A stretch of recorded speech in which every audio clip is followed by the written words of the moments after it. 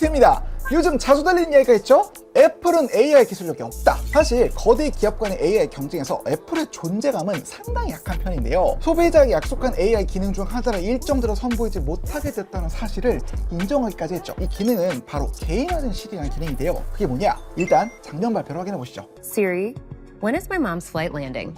What's awesome is that Siri actually cross-references flight details that my mom shared with me by email with real-time flight tracking to give me her up-to-date arrival time. What's our lunch plan? I don't always remember to add things to my calendar, and so I love that Siri can help me keep track of plans that I've made in casual conversation. Like this lunch reservation my mom mentioned in a text. How long will it take us to get there from the airport? I haven't had to jump from mail to messages to maps to figure out this plan. 애플은 작년 개발자 회의 때 이 개인화된 시리 기능을 작년 심지어는 한 번 더 미뤄서 올해 봄까지는 내놓겠다고 했지만 얼마 전 열린 WWDC 2025에선 말이 달라졌습니다. This work needed more time to reach our high quality bar, and we look forward to sharing more about it in the coming year. 이제는 거의 기약 없이 개인화된 시리 기능이 밀린 셈인데요. 대체 애플에겐 무슨 일이 생긴 걸까요? 에 대한 답변을 당사자 애플로부터 그것도 아주 높은 자리 양반에게 직접 들을 수 있었습니다. 이 조지라는 분은 애플의 부사장으로 오리지널 아이팟과 아이폰을 출시하고 개발하는 데 중요한 역할을 했던 인물 중 한 명입니다. 어쨌든 이 사람은 개인화된 시리 기능 지원에 대해 어떻게 해명했을까요? 고개를 막기에 처음부터 끝까지 그의 답변을 들어보겠습니다. 애플이 개인화된 시리를 만드는 것에 있어서 생각보다 좀 늦어지고 있다는 이야기들이 들리는데 그에 대해 어떻게 생각하시는지 궁금합니다. Yeah, so when we unveiled Apple Intelligence last year, we wanted to provide a bigger picture of what we were trying to do. And one of the things that we talked about is that some of the features would be available over the coming months. And we delivered on the vast majority of those. However, the personalized Siri, the understanding the personal context to understand information about you was something that, although we were showing working code at WWDC, we thought we'd probably be able to deliver it by later in the year. The error rate was too high. And so we tried to refine it further, and we thought we would ship it in the spring. And it is something we could have shipped, but we didn't feel that its quality was good enough to deliver at that point. So we had to make a difficult decision to say we'd prefer to wait till we can make it right than just ship it to say we did. And so we knew we were working on a new generation of Siri that would make this capability at a higher level, higher quality level. So we made the decision to say instead of just trying to get it shipped, that we would deliver it when we could do it better, which would be with a new Siri that's coming in the coming year. 참고로 이 정도 직위에 있는 양반들은 미디어 트레이닝을 받기 때문에 답변이 이렇게 대부분 뭔가 좀 둥글둥글한 편인데요. 그래도 몇 가지 흥미로운 포인트가 있죠. 첫 번째는 개인화된 시리 기능 공개를 못하는 이유가 오류율이 높았기 때문이고, 그래서 두 번째는 애플 내부에서 이를 해결하기 위해 새로운 세대의 시리를 개발하고 있으며, 마지막으로 세 번째는 그게 내년, 그러니까 2026년에 출시될 것을 목표로 하고 있다는 겁니다. 이 OS 넘버를 26으로 통일한 것도 어쩌면 이와 관련이 있을지도 모르겠습니다만, 어쨌든 지금 와서 궁금한 건 이거죠. 애플은 대체 AI에 대해 애초에 어떻게 계획했고 지금 어디까지 왔으며 앞으로 뭘 어떻게 보여줄 것인가. 조주의 나머지 인터뷰를 직접 듣고 또 팩트 체킹을 해보면서 애플 인텔리전스의 현실과 미래에 대해 이야기해봅시다. 애플이 애당초 시리의 두뇌라 할 수 있는 애플 인텔리전스를 어떤 방식으로 구현하려고 했는지는 조지의 인터뷰에서 굉장히 명확히 드러납니다. What we try to do with what we're doing with our models on device is not only is it super powerful and very private, we do nearly everything. We do most of the stuff that we do through those. We're able to do things in a way that where other people may think cloud first, we think on device first. 애플은 챗 GPT로 대표되는 대부분의 AI 서비스가 온라인을 통해 서버로부터 답변을 듣기 때문에 사용자의 질문 내역과 답변이 노출될 수 있는 프라이버시 위협이 있다며, 따라서 애플 인텔리전스는 사용자의 명령을 기기 내부에서, 그러니까 온 디바이스로 처리하는 것을 최우선으로 삼겠다고 밝혔는데요. 다만 아이폰 같은 장치들은 서버에서 운용되는 거대한 엔비디아 A 전용 칩들에 비하면 성능이 너무 떨어지기 때문에 복잡하고 긴 명령의 경우 기기에서 처리가 버겁습니다. Well, we'd love to do as much as we can on device. However, we realize that that's not always going to be possible. You know, we have an incredibly powerful set of models on the device that can be very capable, but on occasion, you need even larger models. And so one of the things we're very proud of that we had done is do something that no one has ever done, which is to take those same on-device protections you have with your privacy and your information on your iPhone and extend that to the cloud through private cloud compute. 애플의 AI 애플 인텔리전스는 현재 두 가지 방식으로 작동합니다. 온 디바이스 기반의 애플 인텔리전스는 비교적 간단한 작업을 수행하고요. 더 복잡한 작업은 높은 보안성을 갖춘 애플의 자체 서버상에서 돌아가는 프라이빗 클라우드 컴퓨팅, 줄여서 PCC 기반의 애플 인텔리전스가 처리하는 방식이죠. And it does that because we're able to, first of all, only send your information encrypted, never sent in the clear. We don't associate that information with you. We operate it on the cloud only to the extent that we need to. We're actually using Apple Silicon servers that further protect your privacy.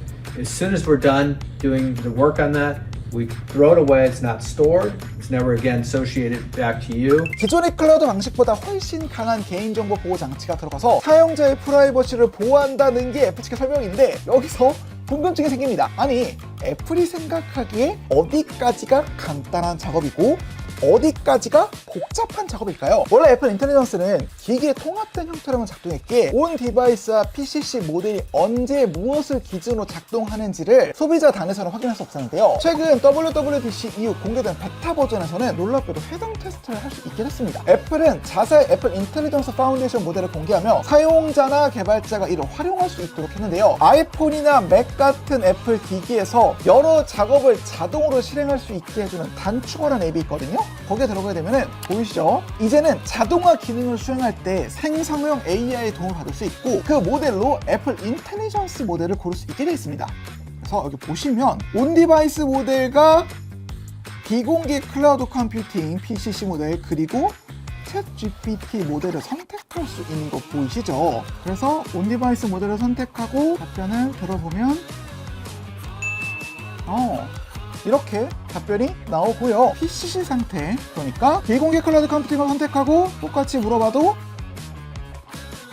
네, 이렇게 답변이 오는 걸 확인할 수 있습니다. 근데 여기서 요청하는 텍스트 키를 늘려볼게요. 예를 들어 영국의 대연장 전문 전체를 주고 다음의 내용을 한국어로 요점만 요약해줘 라고 한 다음에 온디바이스 모델을 이용해서 답변을 달라 라고 요청을 하면 보이시는 것처럼 요청이 허용된 최대 길을 초과했습니다 라는 오류가 뜨면서 결과가 출력되지 않아요. 근데 이거를 비공개 클라우드 컴퓨팅 PCC 모델로 바꾸고 다시 요청을 하면 네, 보시는 것처럼 시간이 걸리긴 하지만 긴 문장도 문제없이 요약해주는 걸 확인하실 수 있습니다. 왜 이런 차이가 생기냐? 온디바이스 모델은 AI가 한 번에 질문을 이해하고 답할 수 있는 글자 수, 이걸 기술적으로는 토큰수라고 부르는데요. 이 토큰수에 꽤 강한 제한이 걸려 있습니다. 알려진 바로는 애플 인텔리전스의 온디바이스 모델은 한 번에 처리할 수 있는 양이 최대 4096 토큰이라고 해요. GPT-4o 같은 경우에는 입력만 12만 8천 개의 토큰을 처리할 수 있는데 이건 기기상에서 돌려야 하는지 몰라도 처리할 수 있는 토큰의 양이 확실히 더 적죠. 다만 이렇게 테스트를 하면서 애플 인텔리전스가 갖고 있는 흥미로운 점들도 몇 가지 확인할 수 있는데요. 각 코어별 작동 상태를 확인하는 프로그램, 이걸 아시톱이라고 하는데요. 보시면 지금 베타 상태에서 오류 때문에 CPU가 100%이지만 이건 오류입니다. 이 프로그램을 켜고 온디바이스 모델을 돌려서 질문을 한번 해볼게요. 너는 어떤 일을 할 수 있어? 라고 물어보고 질문을 던지면 잘 보세요. 오! 방금 보이셨나요? 애플 뉴럴 엔진, 그러니까 NPU 위에서 이 모델이 작동하는 걸 확인할 수 있습니다. 조지 부사장은 인터뷰에서 이 애플 뉴럴 엔진을 기반으로 애플 인텔리전스가 돌아간다는 점을 굉장히 강조했는데요. We have that ability to take advantage of our neural engine and our compute, you know, our way our hardware and software connects, and it's really one of the many things that differentiates us. And artificial intelligence is something that, again, we have been putting in our products for many years. And we were early in developing some of the hardware technologies to support it. Right? We first implemented the neural engine back in 2017 that would allow us to accelerate artificial intelligence. Now you see the industry starting to do similar things, right? Many years later. And so for us, this is what we're all about. 이게 왜 중요하냐면 MPU를 사용할 경우 전력 소모가 엄청나게 적기 때문에 그렇습니다. 지금 보시면 애플 인텔리전스에게 명령을 내릴 때 전력 소모량을 확인하시면 네, 보이시는 것처럼 애플 뉴럴 엔진 파트의 소모 전력이 4.5W에서 5W 사이에 불과하죠. 근데 비슷한 크기의 온디바이스 모델을 GPU상에서 올리게 되죠. 그러면은 이보다 훨씬 많은 전력을 소비하게 됩니다. 애플 인텔리전스 그리고 이를 이용한 개인화된 시리는 사용자에게 맞춤형 경험을 제공하기 위해 백그라운드에서 끊임없이 정보를 분석해야 하므로 애플은 온디바이스 모델을 최대한 가볍게 NPU에 돌아가기에 최적인 형태로 구축한 것 같습니다. 그리고 애플이 자사 AI 모델이 경량화의 진심이라고 하는 점은 이 모델을 구동 시에 메모리 사용량만 봐도 확인을 할 수 있는데요. 메모리 사용량을 중심으로 해서 똑같이 명령 한번 내려볼게요. 이렇게 명령을 내려보면 지금 보시다시피 애플 인텔리전스 온디바이스 모델이 작동할 때 메모리 사용량이 1GB가 넘지 않는다는 걸 알 수 있습니다. 물론 이는 메모리에 아주 인색한 애플의 자충수일 수도 있겠지만 최소한 하드웨어와 소프트웨어의 결합을 중시하며 기능을 개발한다는 애플의 철학은 이런 분야에서도 어떻게든 잘 발현이 되는 것 같습니다. 아닌 게 아니라 솔직히 온디바이스 모델의 성능만 놓고 보면 애플 인텔리전스는 꽤나 그럴듯합니다. 다국어, 특히 한국어 답변 능력이 나쁘지 않은 편이어서 단순한 글 요약이라던가 번역 등 현재 애플 인텔리전스가 할 수 있는 기능들은 상당히 완성도 있게 그리고 일관적인 답변을 형성해줍니다. 특히 환각 현상을 없애기 위해서 부단히 노력한 티가 나는데요. 조금이라도 외부 정보가 필요하거나 복잡해 보이는 질문의 경우, 예를 들어서 제가 날씨 같은 거 한번 지금 물어볼게요. 오늘 날씨가 어때?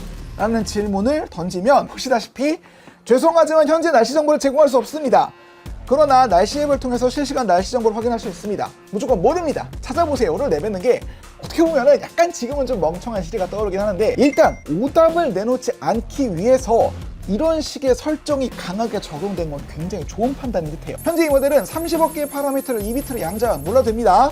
한마디로 좀 굉장히 작고 가벼운 모델인데 같은 크기 다른 모델과 대비하면 애플 인텔리전스의 성능은 상당히 경쟁력이 있는 수준이에요. 근데 여기까지 듣고 나면 의문이 생기죠. 아니 들어보면 애플 인텔리전스가 방향성도 꽤 괜찮고 온디바이스 모델 성능도 나쁘지가 않잖아요. 근데 왜 개인화된 시리 기능은 미뤄지고 있는 걸까요? 현재 개인화된 시리가 미뤄지는 가장 큰 이유는 앞서 조즈 부사장이 직접 밝혔듯 오류율이 높기 때문입니다. 구체적으로 무슨 오류이냐? 이거는 다른 매체와 페더리기 부사장이 인터뷰한 내용에서 찾아볼 수 있는데요. 내용을 요약하면 몇 달 동안 더 많은 앱 인텐트에서 시리가 잘 작동하도록 품질을 올리려 했지만 기존 아키텍처로는 한계가 있었다 라고 말하는 부분이에요. 그러면 이 앱 인텐트라는 게 뭐냐? 쉽게 말하면 시리가 어떤 앱에서 어떤 버튼을 누를지를 정의해주는 자동 실행 엔진이라 할 수 있어요. 앞서 개인에 대한 시리 상황을 이시로 들어보면 AI 모델이 사용자의 명령이 어떤 의미인지를 먼저 해석을 해야 하고요. 그 해석 결과를 앱 인텐트에 넘겨서 야 그러면은 이 앱에서 저 앱으로 이런 순서대로 이런 버튼을 눌러서 실행해 라고 작업 그래프를 만든 뒤에 그 동작이 수행돼야 합니다. 근데 페더리기의 인터뷰와 조지의 답변을 종합해보면 이 앱 인텐트 부분, 그러니까 앱을 실제로 실행하는 단계에서 버튼을 누르는 단계에서 기존 시리 아키텍처 오류율이 높았다고 합니다. 이는 사용자의 명령과 달리 시리가 원하는 대로 동작을 수행하지 않거나 쉽게 말해 명령을 씹어버리거나 더 심각하게는 아예 다른 동작을 실행했다는 의미인데요. 조주의 답변에 따르면 내년쯤에나 되어야 이 기능이 최적화될 것으로 보인다고 합니다. 생각해보면 여기서 재밌는 게 애플이 이번 WWDC를 통해서 단축어 기능의 애플 인텔리전스 기능을 풀었다고 했잖아요. 이 단축어 기능은 유저가 직접 건드릴 수 있는 자동화 솔루션이고 이 단축어에서 건드릴 수 있는 옵션은 사실 거의 다 앱 인텐트 기능이거든요. 쉽게 말해 유저가 직접 단축어에서 손으로 조립을 하든 시리가 알아서 자동으로 조립을 하든 원료로 쓰이는 바닥재는 똑같은 앱 인텐트 블록이란 이야기입니다. 근데 바로 이기죠. 사실 애플 개발진이 개인화된 시리 개발에서 골머리를 썩었던 부분이 바로 이 앱 인텐트 액션과 관련됐다는 걸 생각해보면 올해 이 WWDC에서 애플 인텔리전스 파운데이션 모델이 공개되고 단축어의 이 AI들을 사용할 수 있게 풀어준 게 그저 우연이라거나 선의는 아닐 거라는 생각이 드는군요. 그럼 애플은 이 앱 인텐트 부분만 해결하면 끝일까요? 아닙니다. 사실 애플이 AI 분야에서 밀리고 있다고 평가받는 가장 큰 이유는 이 온디바이스 모델의 성능 때문이 아니라 애플 인텔리전스 PCC 모델 성능 때문이거든요. 앞서 사용자가 복잡한 작업을 부탁하면 그 요청이 애플 서버로 넘어가서 처리된다고 했잖아요. 하지만 애플이 직접 쓴 논문에도 나오듯 이 애플 인텔리전스 PCC 모델 성능은 다른 회사들, 예를 들어 챗GPT 같은 클라우드 기반 AIT에 확실히 성능이 떨어집니다. 이렇게 된 데에는 여러 가지 이유가 있겠지만 애플 인텔리전스의 PCC 모델의 크기가 경쟁자에 비해 작기 때문입니다. 애플 PCC 서버에 올라간 모델은 약 170억 개의 활성 파라미터를 갖고 있는 것으로 추정돼요. 파라미터는 AI가 더 정교한 판단을 할 수 있도록 돕는 일종의 정보 조각 같은 건데 GPT-4o는 이 활성 파라미터가 1000억 개도 넘는 걸로 추정되고 있습니다. 자, 그럼 애플은 왜 이렇게 활성 파라미터가 적냐? 일단 PCC 모델의 특성에 대한 조지 부사장 답변을 들어봅시다. And it does that because we're able to, first of all, only send your information encrypted. It's never sent in the clear. We don't associate that information with you. We operate it on the cloud only to the extent that we need to. We're actually using Apple Silicon servers that further protect your privacy. As soon as we're done doing the work on that, we throw it away. It's not stored. It's never again associated back to you. 나왔죠? 프라이버시. 애플은 사용자 요청을 클라우드에서 처리할 때마다 암 복구화 과정을 거치는데요. 문제는 이 암호화와 복구화 과정이 데이터 처리 속도에서 경쟁자들의 방식보다 지연이 발생할 수밖에 없는 구조란 데 있습니다. 어쨌든 과정이 하나 더 생기는 거니까요. 따라서 이 지연을 없애려면 가장 근본적으로는 경쟁자보다 속도가 더 빠른 고성능의 하드웨어를 써야겠지만 아까 들으셨죠? We're actually using Apple Silicon servers that further protect your privacy. 애플은 AI 추론에 애플 실리콘으로 이루어진 서버를 사용합니다. 애플 실리콘에는 Secure Enclave라고 데이터 보안 처리를 하드웨어적으로 보장하는 구역이 있어 AI 답변 역시 이 구역에서 처리가 이루어지는데요. 문제는 이 애플 실리콘의 성능이 경쟁자가 사용하는 엔비디아 전용 칩에 비해 연산력도, 메모리 대역폭도 떨어진다는 데 있습니다. 이런 상황에서 경쟁자와 동일한 크기의 모델을 사용한다? 사용자로선 온 디바이스 모델을 쓸 땐 빠르던 답변이 PCC 모델만 쓰면 느려진다 느끼게 될 겁니다. 따라서 애플은 프라이버시는 지키면서 빠른 답변 시간을 보장해주고 적당한 성능도 보여주기 위해 온 디바이스보다는 크지만 경쟁자의 대형 모델보다는 작은 중간 정도의 AI 모델을 사용하되 아주 복잡한 요청은 챗 GPT를 호출하는 기술적 타협안을 활용 중인 걸로 보이는데요. 결국 이 문제는 시간이 지나 애플 실리콘의 하드웨어 성능이 증가하고 AI 모델이 효율화돼 적은 파라미터와 낮은 사양으로도 고차원의 답변을 내놓을 수 있을 때까지는 지속될 수밖에 없을 것으로 보입니다. 물론 소비자가 이를 이해할 필요는 없지만 말이죠.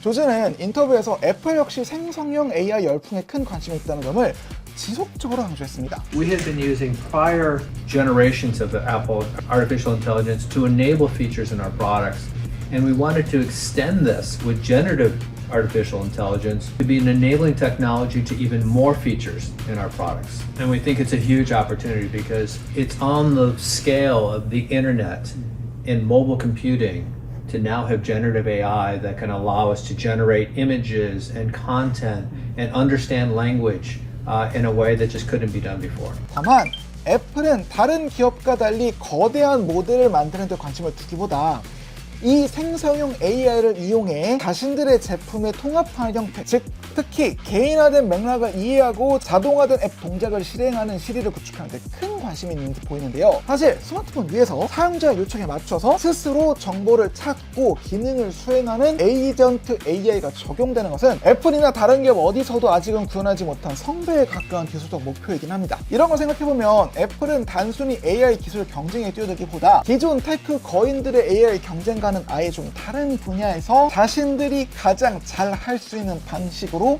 AI의 미래를 정의하려 하는 듯합니다. 물론 이게 애플의 자의적인 선택일지 아니면은 급변하는 테크 필드의 상황에 따른 타의적인 결정일지는 모르는 일이지만 말이죠. 어쨌든 오늘 준비한 소식은 여기까지입니다. 여러분 애플과 AI 그리고 스마트폰의 미래에 대해 어떻게 생각하시나요?